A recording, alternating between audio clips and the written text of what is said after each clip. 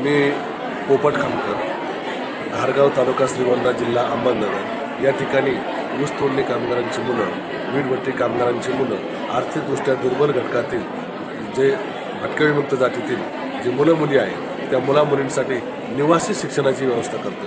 2003 साली मी सावित्रीबाई फुले प्राथमिक व महात्मा फुले माध्यमिक निवासी शाळा या नावाने घारगाव तालुका श्रीगोंदा, जिल्हा अहमदनगर या ठिकाणी शाळा सुरू केलेली आहे. या शाळेमध्ये याही वर्षी 165 मुलं मुली निवासी शिक्षण घेत आहेत. संस्थेमार्फत ह्या विद्यार्थ्यांना 2 वेळचं जेवण, नाश्ता, शालेय साहित्य, आरोग्याच्या सुविधा सर्व पुरवलं जातं.